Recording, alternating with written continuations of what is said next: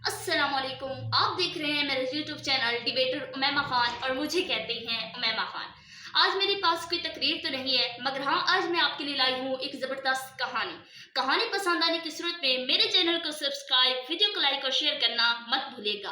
और हाँ, साथ में दिए गए बेल के आइकन को भी प्रेस कर दीजिएगा ताकि मेरे आने वाली हर नई वीडियो का नोटिफिकेशन आपको बर वक्त मिल सके।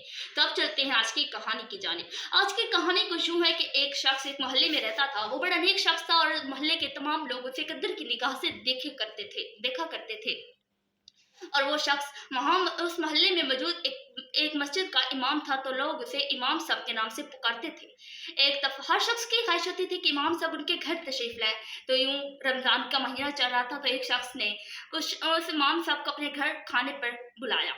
इफ्तारी के वक्त इमाम साहब उनके घर तशरीफ लाए, इफ्तारी की और उस शख्स के लिए दुआ खैर की और वहां से रुखसत हो गए। जब वो लोग वहां से चले गए तो उसकी बीवी उस कमरे की सफाई करने लगी, तो उसे याद है कि उस मेज पर जहां इमाम साहब ने खाना नोश फरमाया था, मैंने वहां पर कुछ रकम रखी है।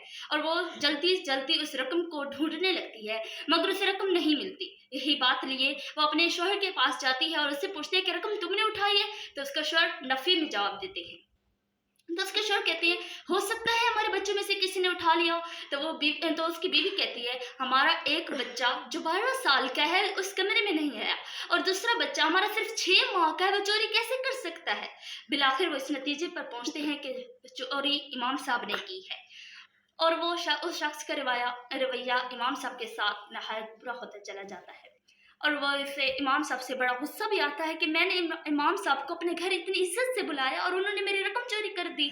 यूं दिनों से महीनों से साल गुजर जाता है और अगला माह रमजान तशरीफ लाता है। तो वो शख्स हर साल की तरह उस इमाम साहब को सब लोग अपने घर दावत के लिए बुला रहे थे। तो वो शख्स कहता है, हमें भी इमाम साहब को अपने घर दावत के लिए बुलाना चाहिए। तो उसकी बीवी कहती है, हाँ, कि हो सकता है इमाम साहब ने किसी मजबूरी के तहत हमारी रकम उठाई हो। तो वो शख्स इमाम साहब को अपने घर दावत के लिए बुलाते हैं। इमाम साहब उसके घर तशरीफ लाते हैं और खाना नोश फरमाते हैं। इफ्तारी करने के बाद वो शख्स इमाम साहब से मुखातिब होते हुए फरमाता है, आप इमाम साहब, आप जानते हैं पिछले कुछ दिनों से मेरा रवैया आपके साथ ठीक नहीं। इमाम साहब कहते हैं, हाँ, मैंने इस बात पर काफ़ी गौर किया, मगर मसरूफियात की वजह से मैं आपसे नहीं पूछ पाया। तो शख्स कहता है, इमाम साहब, मैं आपसे एक बात पूछना चाहता हूँ, आप बुरा तो नहीं मानेंगे? इमाम साहब कहते हैं, पूछें। तो शख्स कहता है, जब आप पिछली दफ़ा हमारे घर खाने पर तशरीफ़ लाए थे, तो मेरी बीवी ने यहाँ पर कुछ रकम रखी थी, वो रकम आपने उठाई है? तो इमाम साहब कहते हैं, जी। वो शख्स बड़ा ही हक्का बक्का हो जाता है, मगर इमाम साहब अपनी बात जारी रखते हुए फिर कहते हैं, हाँ, रकम मैंने उठाई है, और जब मैं यहाँ से रुखसत हो रहा था, वो रकम ऊपर से हवा चढ़ रही थी और रकम उड़ रही थी। मैंने सोचा अगर मैं यहाँ से चला गया तो ये रकम उड़ जाएगी, जो कि आप हो सकता है आपने बड़ी मजबूरी से उन्हें जमा की हो। तो वो शख्स कहता है, तो इमाम साहब कहते हैं, मैंने रकम वहाँ से उठाई, मैंने हर जगह देखा, मैंने सोचा कि मैं कहाँ रखूँ। मुझे लगा मैं कहीं भी रखूँगा तो आपको ये रकम नहीं मिल पाएगी, तो मैंने वो रकम कुरान पाक के अंदर रख दी।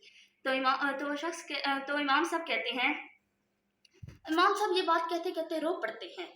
और वो शख्स कहता है, इमाम साहब आप रो क्यों रहे हैं? तो इमाम साहब कहते हैं, मैं रो इसलिए नहीं रहा कि आपने मुझ पर चोरी का इल्ज़ाम लगाया है, मैं रो इसलिए रहा हूँ कि 1 साल गुजर गया, मगर अफसोस, सद अफसोस, आपकी फैमिली में से किसी ने कुरान पाक को नहीं पढ़ा। नाज़रीन ग्रामी, यही हाल है हमारी आज की आवाम का।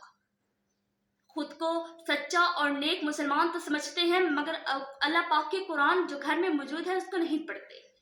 नाज़रीन ग्रामी, उम्मीद है मेरी इस वीडियो के बाद आप अपने घर में रखे हुए कुरान पाक को ज़रूर पढ़ेंगे। इसी के साथ अपनी मेज़बान उमैमा खान को दीजिए इजाज़त। अल्लाह ने